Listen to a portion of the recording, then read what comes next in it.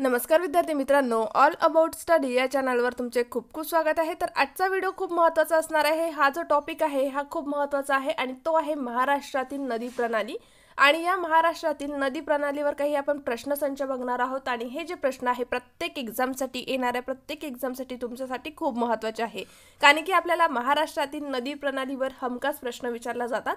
आणि हे जे आहे विचारलेले प्रश्न आहेत, तुम्ही हे प्रश्न सगळे जे आहे व्यवस्थित लक्षात ठेवायचे आहे। जर तुम्हाला पीडीएफ हवी असेल ती सुद्धा आपल्या टेलिग्राम चॅनलवर मिळणार आहे, तिथून तुम्ही डाउनलोड करू शकता। आणि टेलिग्राम चॅनलची जी लिंक आहे ती तुम्हाला डिस्क्रिप्शन बॉक्समध्ये मिळेल, तिथून तुम्ही जॉइन करू शकता। जर तुम्हाला हा व्हिडिओ आवडेल आणि यूजफुल वाटेल तर प्लीज चॅनलला सबस्क्राइब करा, व्हिडिओला लाईक आणि शेअर नक्की करा। महत्त्वाचं म्हणजे असेच व्हिडिओ बघण्यासाठी बेल बटनवर नक्की क्लिक करा। चला तर व्हिडिओला सुरुवात करूया। तर आजच्या व्हिडिओमधला आपला पहिला प्रश्न बघा, तर तो आहे पश्चिम वाहिनी नद्यांनी महाराष्ट्राचा किती टक्के भाग हा व्यापलेला आहे, असा हा प्रश्न आहे। ठीक आहे, तर बऱ्याच लोकांना दिशा जे आहे त्या ओळखण्यासाठी थोडं कन्फ्युजन होतं, तर मी तुम्हाला सांगते। बघा, दिशा अशा प्रकारे आपण ओळखायचा। बघा, आपल्या डोक्याच्या जे आहे ना सगळ्यात वर, तर ती आहे उत्तर दिशा। आपल्या पायाकडची जी दिशा आहे ती आहे दक्षिण दिशा।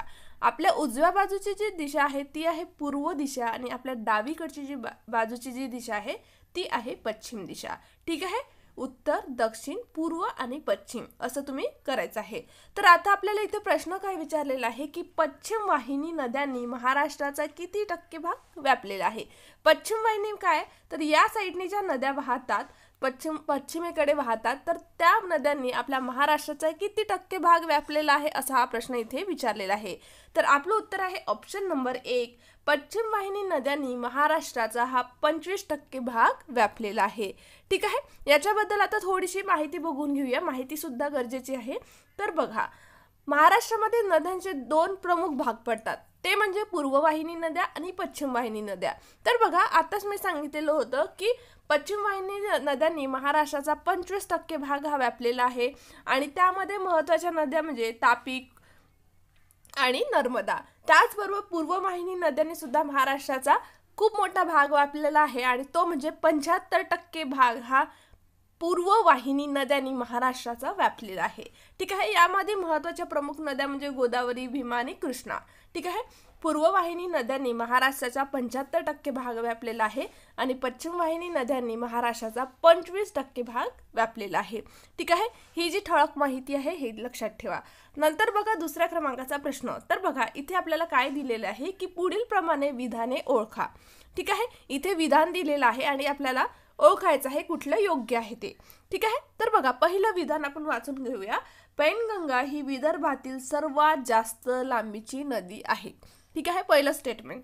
दुसरं बघा, पैनगंगा नदीची एकूण लांबी ही 595 किलोमीटर आहे। बघा, आता आपलं सगळ्यात म्हणजे महत्त्वाचं आपलं कुठलं स्टेटमेंट बरोबर आहे, दोन्हीपैकी दोन्ही आहे का योग्य की एकच आहे, ओळखू। बघा, पैनगंगा ही विदर्भातील सर्वात जास्त लांबीची नदी आहे, अगदी बरोबर। ठीक आहे, अगदी बरोबर आहे। आणि दुसरं स्टेटमेंट आता आपण बघूया। बघा, पैनगंगा नदीची एकूण लांबी ही 595 किलोमीटर आहे। तर हे स्टेटमेंट चुकीचं आहे, कारण आपल्या पैनगंगा नदीची एकूण लांबी जी आहे ती आहे 495। बघा, 4च्या जागेवर आणि 5 दिलेला आहे। ठीक आहे, तर हे स्टेटमेंट चुकीचं आहे, फक्त एक स्टेटमेंट आपलं बरोबर आहे, अ। तर बघा, आपलं उत्तर याच्यापैकी किती कोणतं येणार, तर ऑप्शन नंबर 1, फक्त अ हे योग्य। ठीक आहे, आता याच्याबद्दल थोडीशी माहिती बघून घेऊया पैनगंगा नदीबद्दल। बघा, पैनगंगा नदीचा उगम कोणत्या ठिकाणी झालेला आहे, तर बघा, अजिंठा डोंगर रांगेमध्ये बुलढाणा या ठिकाणी पैनगंगा नदीचा उगम झालेला आहे। आणि पैनगंगेची लांबी ही किती आहे, तर 495 किलोमीटर आणि ही जी नदी आहे ही विदर्भातील सर्वात जास्त लांबीची नदी आहे, पैनगंगा नदी। तर बघा, पैनगंगा नदीच्या उपनद्या कोणकोणत्या आहेत, तर बघा, उजव्या बाजूने मिळणाऱ्या उपनद्या ज्या आहेत त्या पैनगंगा नदीला कयाधू आहे आणि डाव्या बाजूने मिळणाऱ्या उपनद्या पूस, अडाण, वाघाडी, खुनी आणि अरुणावती आहे। ठीक आहे, हे जे आहेत व्यवस्थित तुम्ही जे पॉइंट्स आहेत ते लक्षात ठेवा। नंतर बघा तिसऱ्या क्रमांकाचा प्रश्न। तर इथे काय विचारलेलं आहे की सीना व भोगावती नद्यांचा संगम हा खालीलपैकी कोणत्या ठिकाणी झालेला आहे? सीना व भोगावती नद्यांचा संगम हा खालीलपैकी कोणत्या ठिकाणी झालेला आहे असा हा प्रश्न आहे. तर आपलं उत्तर आहे ऑप्शन नंबर 4, मोहोळ सोलापूर या ठिकाणी सीना व भोगावती नद्यांचा संगम झालेला आहे. ठीक आहे. नंतर बघा चौथ्या क्रमांकाचा प्रश्न, तर तो आहे डाव्या किनाऱ्यावरून कृष्णा नदीला येऊन मिळणारी उपनदी कोणती आहे असा हा प्रश्न आहे. थोडा इथे व्यवस्थित नाही लिहिलेला प्रश्न. डाव्या किनाऱ्यावरून कृष्णा नदीला येऊन मिळणारी उपनदी कोणती आहे असा हा प्रश्न आहे. तर त्या उपनदीचं नाव आहे एळणा. ठीक आहे, एळणा नदी. नंतर बघा कृष्णा नदीबद्दल थोडीशी माहिती बघून घेऊया. तर बघा महाराष्ट्र पठारावरून वाहणाऱ्या गोदावरी नदीच्या खालोखाल महत्त्वाची जी नदी आहे ती आहे कृष्णा नदी. ठीक आहे. नंतर बघा ही जी नदी आहे ही महाराष्ट्र, कर्नाटक, तेलंगणा आणि आंध्र प्रदेश या राज्यातून वाहते. हे जे स्टेटमेंट आहेत, जेव्हा आपले MPSC जेव्हा प्रश्न विचारते तेव्हा आपल्याला मल्टीलाइनर प्रश्न असतात. ठीक आहे, क्वेश्चन जे असतात ना त्याचे स्टेटमेंट असतात. ठीक आहे, त्याच्यामध्ये एका स्टेटमेंटमध्ये असं सुद्धा दिलेलं असतं की कृष्णा नदी कोणकोणत्या राज्यामधून वाहते. तर हे स्टेटमेंट विचारला गेलेलं आहे. महाराष्ट्र, कर्नाटक, तेलंगणा आणि आंध्र प्रदेश या राज्यातून कृष्णा नदी ही वाहते. तर कृष्णा नदीचा उगम हा कोणत्या ठिकाणावरून झालेला आहे? तर महाबळेश्वर या ठिकाणी. ठीक आहे, मच्छलीपट्टणम जवळ बंगालच्या उपसागरात ही जी आहे कृष्णा नदी जाऊन मिळते. कृष्णा नदीची एकूण जी लांबी आहे ती आहे 1400 किलोमीटर आणि महाराष्ट्रामध्ये कृष्णा नदी किती किलोमीटर वाहते? तर 282 किलोमीटर ही वाहते. ठीक आहे. नंतर बघा या नदीच्या खोऱ्यामध्ये सातारा, सांगली व संपूर्ण कोल्हापूर जिल्ह्याचा समावेश होतो. कोणत्या नदीच्या खोऱ्यामध्ये? कृष्णा नदीच्या खोऱ्यामध्ये. ठीक आहे. नंतर बघा 5व्या क्रमांकाचा प्रश्न, तर इथे आपल्याला काय विचारला गेलेला आहे, मी छोटा करून घेते सगळ्यात आधी हा प्रश्न. तर बघा इथे आपल्याला काय विचारलेलं आहे की खालीलपैकी कोणते शहर तापी पूर्णा खोऱ्यात वसलेली आहे? इथे शहर दिलेले आहे अमरावती, अकोला, भुसावळ, धुळे, जळगाव आणि नंदुरबार. ठीक आहे, इथे 6 शहरे दिलेले आहेत आणि ऑप्शन सुद्धा आपल्याला तसंच दिलेलं आहे. तर आपलं उत्तर काय येणार आहे? तर आपलं उत्तर आहे ऑप्शन नंबर 4, वरीलपैकी सर्व. म्हणजे अमरावती, अकोला, भुसावळ, धुळे, जळगाव आणि नंदुरबार ही जी सगळी शहरे आहेत ही तापी पूर्णा नदीच्या खोऱ्यामध्ये वसलेली शहरे आहेत. ठीक आहे. नंतर बघा 6व्या क्रमांकाचा प्रश्न, आम्ही थोडा आता याला मोठा करून घेते. तर बघा 6व्या क्रमांकाचा प्रश्न आहे की खालीलपैकी कोणती नदी ही नंदुरबार जिल्ह्याच्या उत्तर सीमेवरून वाहते? बघा अशा वेळेस काय करायचं आहे, आपल्याला नदीचा मॅप सुद्धा लक्षात असायला हवी की कुठली नदी कोणत्या दिशेने वाहते, कुठल्या जिल्ह्यामधून वाहते. ठीक आहे, माहीत असायला हवं. तर बघा खालीलपैकी कोणती नदी ही नंदुरबारच्या जिल्ह्याच्या उत्तर सीमेवरून वाहते? तर नर्मदा नदी ही जी आहे नंदुरबार जिल्ह्याच्या उत्तर सीमेवरून वाहते. ठीक आहे. आता नर्मदा नदीबद्दल थोडीशी माहिती बघून घेऊया. उगम कोणत्या ठिकाणी झालेला आहे? अमरकंटक, मध्य प्रदेश या ठिकाणावरून. एकूण लांबी किती आहे नर्मदा नदीची? तर 1312 किलोमीटर आहे आणि महाराष्ट्रातून खूप कमी वाहते ही नदी, 54 किलोमीटर वाहते. आणि उपनदी कुठली आहे नर्मदा नदीची? तर उदाई ही उपनदी आहे. ठीक आहे. नंतर बघा 7व्या क्रमांकाचा प्रश्न आणि इथे आपल्याला जोड्या लावा फॉर्मॅटमध्ये हा जो आहे प्रश्न दिलेला आहे. ठीक आहे. तर प्रश्नामध्ये काय विचारलेलं आहे की खालीलपैकी कोणत्या जोड्या या योग्य आहेत? एका साईडने जिल्हे दिलेले आहे आणि दुसऱ्या साईडने धबधबा दिलेला आहे. ठीक आहे. तर आपल्याला जोड्या ओळखायच्या आहे. तर बघा अमरावती, मुक्तागिरी बरोबर आहे. नांदेड, सहस्त्रकुंड हे सुद्धा बरोबर आहे. गडचिरोली, रजिरप्पा हे सुद्धा बरोबर आहे. बीड, रंधा हे चुकीचं आहे. तर बघा आपलं उत्तर कसं येणार आहे? 1, 2 आणि 3 ह्या ज्या 3 जोड्या आहेत या बरोबर आहेत. तर आता आपण ऑप्शनमध्ये बघूया 1, 2 आणि 3. इथे कुठलं ऑप्शन दिसत आहे? ऑप्शन नंबर 4, 1, 2 व 3 हे जे उत्तर आहे हे बरोबर आहे. ठीक आहे. अमरावती, मुक्तागिरी, नांदेड, सहस्त्रकुंड, गडचिरोली, रजिरप्पा.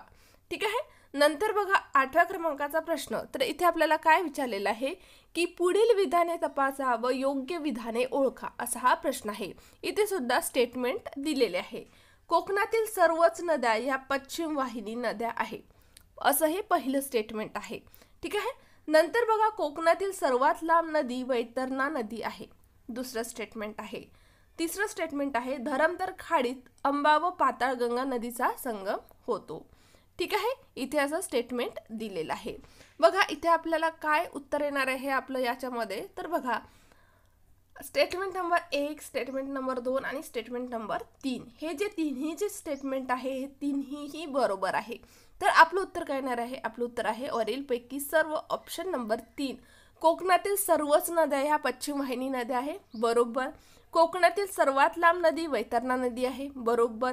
धरमतर खाडीत आंबा व पाताळगंगा नद्याचा संगम होतो, हे सुद्धा स्टेटमेंट बरोबर आहे. त्याच्यामुळे आपलं उत्तर आलं आहे ऑप्शन नंबर 3, वरीलपैकी सर्व. ठीक आहे. नंतर बघा 9व्या क्रमांकाचा प्रश्न आणि तो आहे भोगावती व बोरी या कोणत्या नदीच्या उपनद्या आहेत, असा हा प्रश्न आहे. तर बघा सीना नदीच्या उपनद्या ज्या आहेत त्या आहेत भोगावती व बोरी. आता बघा सीना नदीबद्दल थोडीशी माहिती बघून घेऊया. बघा सीना नदी ही जी आहे ही नदी भीमेला सोलापूर जिल्ह्यात येऊन मिळते. ठीक आहे. सीना नदीचा उगम हा कोणत्या ठिकाणी झालेला आहे, तर हरिश्चंद्र डोंगर रांगेमध्ये या सीना नदीचा उगम झालेला आहे. एकूण लांबी किती आहे, तर ती आहे 375 किलोमीटर. आणि उपनद्या कोणकोणत्या आहेत सीना नदीच्या, भोगावती व बोरी. ठीक आहे. आता असाच प्रश्न बघितलेला आहे. नंतरचा प्रश्न बघा तर तो आहे 10व्या क्रमांकाचा प्रश्न आणि प्रश्न आहे संपूर्ण गोदावरी खोऱ्याने भारताचे किती क्षेत्र व महाराष्ट्राचे किती क्षेत्र व्यापलेले आहे, असा हा प्रश्न आहे. भारताचं सुद्धा विचारलेला आहे आणि महाराष्ट्राचं सुद्धा क्षेत्र विचारलेलं आहे, गोदावरी खोऱ्याने किती व्यापलेलं आहे असं. तर बघा आपलं उत्तर काय येणार आहे, आपलं उत्तर आहे भारताचं व महाराष्ट्राचं. तर आपलं उत्तर आहे ऑप्शन नंबर 4. भारताचे जे आहे गोदावरी नदीच्या खोऱ्याने 10% व्यापलेलं आहे क्षेत्र आणि महाराष्ट्राचं 49% क्षेत्र व्यापलेलं आहे गोदावरी नदीच्या खोऱ्याने. ठीक आहे. नंतर बघा 11व्या क्रमांकाचा प्रश्न आणि इथे काय विचारलेलं आहे की पुढील विधाने तपासा व योग्य विधाने ओळखा. ठीक आहे. पुढील विधाने तपासा व योग्य विधाने ओळखा. तर पहिलं विधान बघा मध्य प्रदेशात बैतूल जिल्ह्यात सातपुडा रांगाच्या दक्षिण उतारावर वर्धा नदीचा उगम होतो, पहिलं स्टेटमेंट. दुसरं स्टेटमेंट उत्तर दक्षिण दिशेने वर्धा नदी ही 455 किलोमीटर वाहते, दुसरं स्टेटमेंट. तिसरं स्टेटमेंट बघा सिंदफणा नदीचा उगम बीड जिल्ह्यातील चिंचोली टेकड्यामधून होतो. ठीक आहे. तर हे झालं तिसरं स्टेटमेंट. तर आपलं उत्तर काय येणार आहे, व्यवस्थित तुम्ही स्टेटमेंट बघा. तर बघा पहिलं स्टेटमेंट मध्य प्रदेशात बैतूल जिल्ह्यामध्ये सातपुडा रांगाच्या दक्षिण उतारावर वर्धा नदीचा उगम होतो, बरोबर. ठीक आहे, बरोबर स्टेटमेंट आहे. नंतर बघा उत्तर दक्षिण दिशेने वर्धा नदी ही 455 किलोमीटर वाहते, बरोबर. नंतरचं स्टेटमेंट बघा शेवटचं स्टेटमेंट सिंदफणा नदीचा उगम हा बीड जिल्ह्यातील चिंचोली टेकड्यामधून झालेला आहे, हे सुद्धा बरोबर स्टेटमेंट. तर बघा आपलं उत्तर काय येणार आहे, तिन्ही स्टेटमेंट बरोबर आहे. आपल्याला ऑप्शन शोधायचा आहे. तर आपलं आहे उत्तर ऑप्शन नंबर 4, सर्व विधाने हे योग्य आहेत. ठीक आहे. नंतर बघा 12व्या क्रमांकाचा प्रश्न आणि तसाच प्रश्न. तर बघा मुठा नदीचा उगम हा भीमा नदीच्या उगमाच्या उत्तरेस 15 किलोमीटरवर होतो. नंतर बघा भामा नदीचा उगम हा बोरघाटच्या दक्षिणेस होतो. आणि तिसरं स्टेटमेंट आहे सह्याद्रीचा एक सुकळा धाकले येथे घोड नदीचा उगम होतो. तर हे जे आहे तिन्ही स्टेटमेंट रॉंग आहे, चुकीचे आहे तिन्ही स्टेटमेंट. तर आपलं उत्तर काय येणार आहे, आपलं उत्तर आहे ऑप्शन नंबर 4, वरील पैकी एकही नाही. ठीक आहे. नंतर बघा 13व्या क्रमांकाचा प्रश्न आणि 13व्या क्रमांकाच्या प्रश्नामध्ये विचारलेला आहे की पुढील विधाने तपासा व योग्य विधाने ओळखा. बघा विधान आहे पूर्णा नदीस डाव्या बाजूने मिळणारी उपनदी खेळणा आहे. पूर्णा नदीस डाव्या बाजूने मिळणारी उपनदी ही खेळणा नदी आहे. दुसरं स्टेटमेंट बघा बीड जिल्ह्याची दक्षिण सीमा मांजरा नदीने निर्माण करते. बघा बीड जिल्ह्याची दक्षिण सीमा जी आहे ती मांजरा नदी निर्माण करते, दुसरं स्टेटमेंट. तिसरं स्टेटमेंट बघा गोदावरी व मांजरा नद्यांचा संगम हा परभणीमधील कंटेश्वर येथे होतो.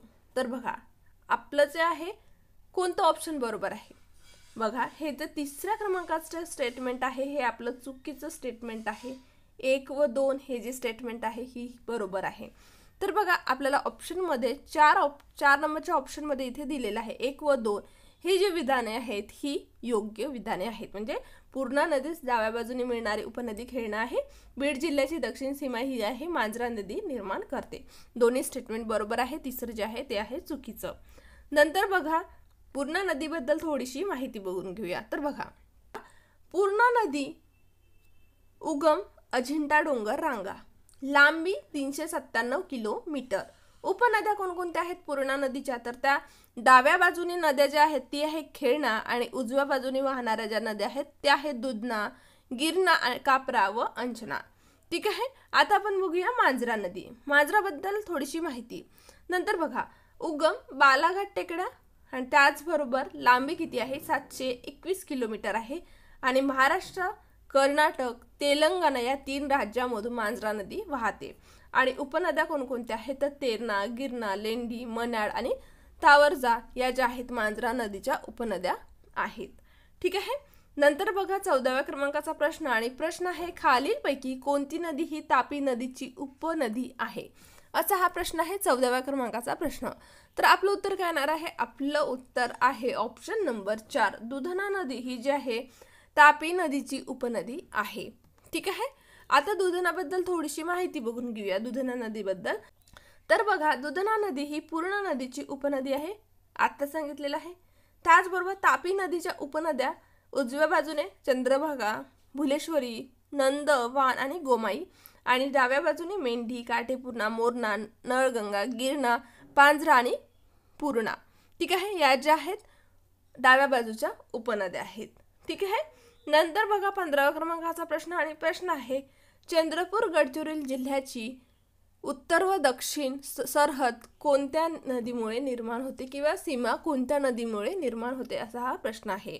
चंद्रपूर व गडचिरोली जिल्ह्याची उत्तर दक्षिण सरहद किंवा उत्तर दक्षिण सीमा ही जी आहे कोणत्या नदीमुळे निर्माण होते असा हा प्रश्न आहे. तर बघा आपलं उत्तर आहे ऑप्शन नंबर 1 वैनगंगा नदीमुळे निर्माण होते बाउंड्री. ठीक आहे. नंतर बघा वैनगंगा नदीबद्दल थोडीशी माहिती. तर बघा वैनगंगा नदी उगम मैकल पर्वतरांगा मध्य प्रदेशामध्ये उगम झालेला आहे वैनगंगा नदीचा. लांबी आहे 295 किलोमीटर. महाराष्ट्रामध्ये ही जी नदी आहे उत्तर दक्षिण वाहते आणि त्याचबरोबर वैनगंगा नदीच्या ज्या उपनद्या आहेत त्या आहे कन्हान, पेंच, वाघ, नाग, अंधारी, सूर, गाढवी, बावनथडी आणि त्रिवेणी या ज्या सगळ्या नद्या आहेत त्या वैनगंगा नदीच्या उपनद्या आहेत. तर हे तुम्ही बघितलेले आहे अत्यंत महत्त्वाचे 15 प्रश्न आणि खूप महत्त्वाचे आहे महाराष्ट्रातील नदी प्रणालीवर महत्त्वाचे प्रश्न.